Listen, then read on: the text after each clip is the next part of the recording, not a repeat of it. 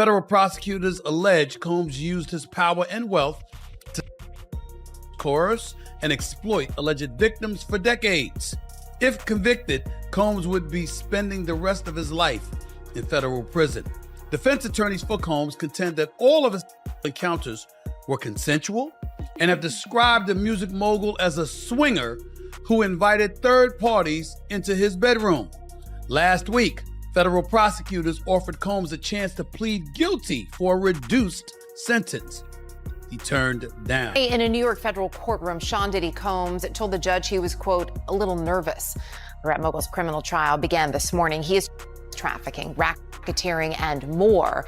The two sides are now in the process of selecting a jury of 12 plus alternates. Most of the prospective jurors acknowledge they're aware of Combs' case and also the allegations that span some 20 years. Among those allegations, he's accused of forcing at least 3 women to engage in acts with him and at times with male prostitutes during parties known as freak-offs, which last for days. Combs faces spending the rest of his life in. Now, I've had to turn down $50 million 4 times. 4 times. Just to protect my integrity and that virgin hole I was telling you about.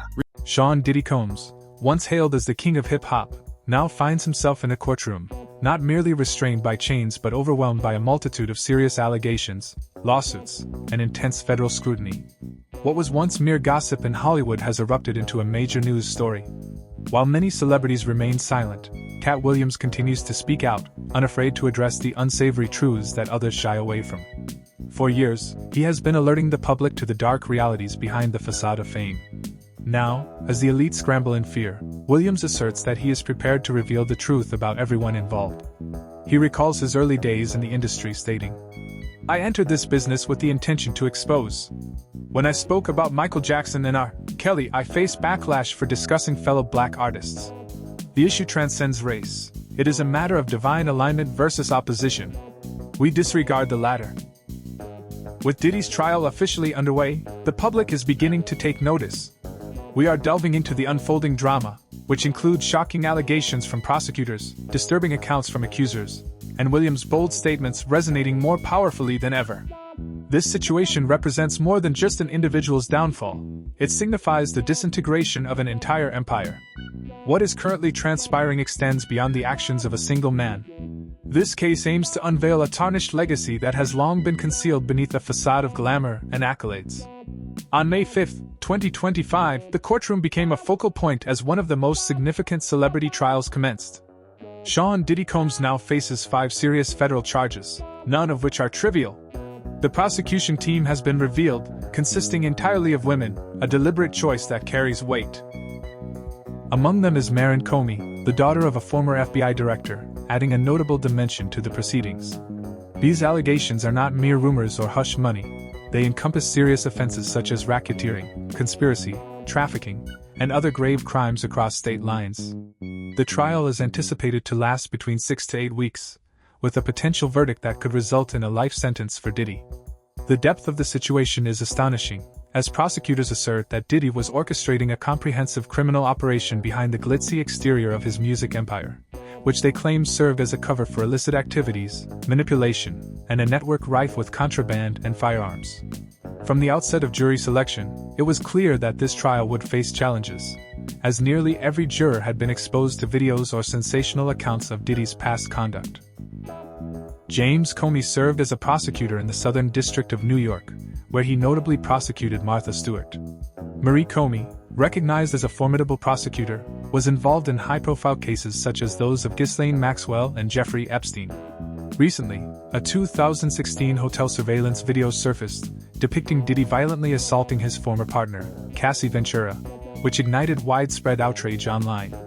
Prosecutors in the courtroom described Diddy's behavior as calculated and relentless, revealing a disturbing environment characterized by private parties with unsettling overtones, where security cameras were used for blackmail rather than safety. Young women were reportedly drawn in with promises of wealth, only to be ensnared by fear. One official likened Diddy's mansions to adult-themed spaces with a sinister undertone, featuring panic rooms, hidden chambers, and secret compartments concealed behind false walls. Despite the gravity of the situation, some individuals remain skeptical. Diddy was recently arrested, which many consider a positive development, and authorities conducted a search of his residence, uncovering a shocking array of items. The discovery of narcotics and firearms was notable. However, what truly caught attention was the revelation of 1,000 bottles of baby oil and lubricant. Furthermore, it was reported that these items were utilized in events referred to as freak-offs. The term freak-off is one I would prefer to remain ignorant of. Nevertheless, the presence of 1,000 bottles of any substance in an individual's residence is something I never anticipated encountering. Is this the justice that victims deserve, or is it merely a harsh public dismantling of a wealthy black mogul by a system that is far from transparent? Among celebrities unafraid to expose the darker aspects of Hollywood, Katt Williams stands out. He wasted no time in responding to the news of Diddy's trial commencement. During an impassioned live stream, Katt looked directly into the camera and proclaimed, "The hunter is now the hunted." His words were unambiguous. One can only conceal themselves behind private jets and lavish parties for a limited time. Katt characterized Diddy's alleged realm as a sophisticated apparatus designed for exploitation, ensnaring vulnerable individuals with false promises of fame, followed by coercive tactics. For Katt, this issue transcends Diddy, it encompasses everything he represents. He has been vocal about the industry for years, discussing those secretive celebrity gatherings where, as he described, contracts are signed in blood rather than ink. Now, he highlights Diddy's trial as evidence that the truth is finally surfacing, and the public is taking notice. These are no longer mere eccentric rants. The populace is weary of being manipulated by the affluent and influential. I aimed to accomplish something unprecedented. I believed I had deciphered the algorithm mathematically and was prepared to demonstrate it. However, when I documented my findings, my intention was to undermine the careers of those I was addressing. The content was so harsh that I ultimately removed the most damaging elements. At the core of this situation are the courageous women who have chosen to speak out, some after decades of silence. Cassie Ventura, the former partner of Diddy, garnered attention in 2023 when she filed a lawsuit alleging years of physical and psychological abuse. Although the case was resolved quickly, it opened the floodgates. Since then, more than 20 women have come forward, with some accounts being even more disturbing. One woman alleges that she was trafficked by Diddy starting at the age of 17 and coerced into situations with high-profile celebrities. Another claims she was drugged without her consent and filmed in compromising scenarios for potential blackmail. Additionally, former Diddy Kane member Dawn Richards has hinted at the troubling dynamics within Bad Boy Records, mentioning strict regulations regarding attire, communication, and permissible topics. This is not a mere coincidence. Prosecutors assert that these narratives reveal a consistent pattern, a scheme in which Diddy utilized financial power, intimidation, and silence to maintain control over those in his sphere. In response to this turmoil, Diddy's legal representatives are vigorously attempting to reshape the narrative, asserting that all interactions were consensual and that he simply lived a life of freedom. They are portraying him as the true victim, a black man being targeted by a flawed justice system that is manipulating outdated laws, such as the Mann Act, to criminalize his private affairs. The comic I am referring to is aware that I am privy to your true narrative, and I intend to disclose this information. However, I also possess additional knowledge. Would you like to share any of those narratives at this moment? I must mention that his legal representatives assert that the involved parties were quite unruly, yet entirely within legal bounds.